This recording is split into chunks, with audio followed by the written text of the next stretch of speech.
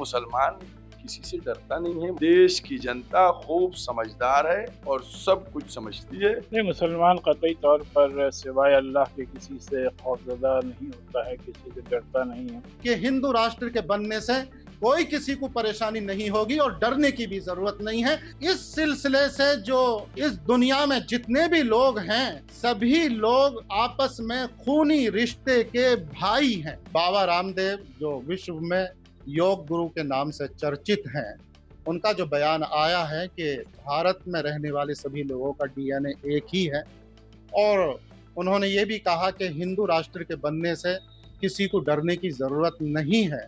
और फिर उन्होंने ये भी कहा कि जो हमारे पूर्वज हैं, उन्हीं के साथ खड़े रहने की जरूरत है, उन्हीं के संस्कारों पर चलने की जरूरत है। तो ये जो बयान है उनका, ये सच्चाई पर मबनी बयान है।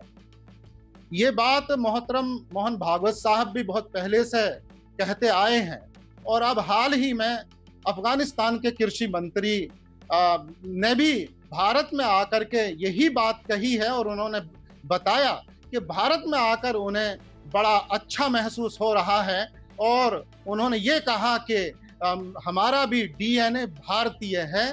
तो देखिए, अगर मैं इस्लाम की नज़र से बताऊं, सबसे पहले इंसान इस धरती पर जो अल्लाह ने भेजे, हजरत आदम अलैहिस्सलाम, वो नबी भी थे और अल्लाह ने उन्हें खलीफा बनाया। और इस सिलसिले से जो इस दुनिया में जितने भी लोग हैं, सभी लोग आपस में खूनी रिश्ते के भाई हैं। ये भाई खूनी रिश्ते के हैं तो डीएनए एक हुआ। तो ये बात इस्लामिक नजरिए से बिल्कुल सच्चाई है और ये प्रमाणित होती है।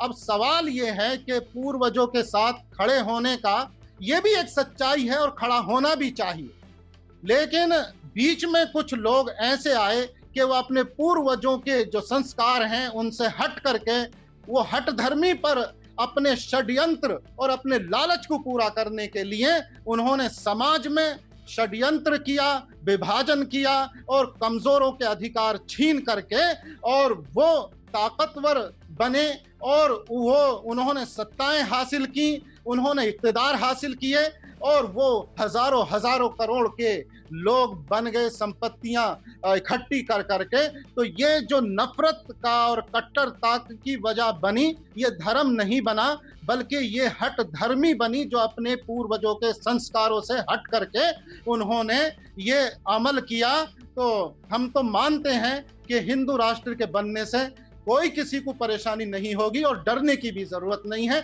सभी को अपने पूर्वजों के साथ खड़े होकर शांति, अमन और सलामती के लिए काम करने की जरूरत है। बिस्मिल्लाहिर्रहमानिर्रहीम। देखिए, मुसलमान किसी से डरता नहीं है, मुसलमान सिर्फ अल्लाह से डरता है, जिसको आप भगवान कहते हैं। और मैं समझता हूँ हर एक जो है अल्लाह, भगवान, गॉड, इससे डरता है। नंबर एक बात। नंबर दो बात ये कि जो हिंदुस्तान मुल्क है, इस मुल्क को कोई अपनी भगवती समझ ले कि आपको डरने की जरूरत नहीं। ये नहीं है। हमारे लिए बाबा साहब भीमराव अंबेडकर जी का बनाया हुआ संविधान है, उस संविधान के तहत देश चलेगा और कोई भी अगर काम होता है तो उसी संविधान के तहत होगा। कि आप हमसे डरिए नहीं। भाई, आज आप डरने की बात करते क्यों हैं? हमसे कहा जाता है कि मतलब हमारे हिंदू भाइयों कहा जाता है कि हिंदू खतरे में। भाई, किस तरीके से खतरे में? 80 कह रहे हैं, उसके बाद खतरे में? ये सब मजाक की बातें हैं। मैं समझता हूँ असल मुद्दों से जहन को भटकाने के लिए इस तरीके की बातें की जाती हैं। देश की जनता खूब समझदार है और सब कुछ समझती है, जैसा कि अभी देश की जनता ने देख लिया जो अयोध्या में कांड हुआ है।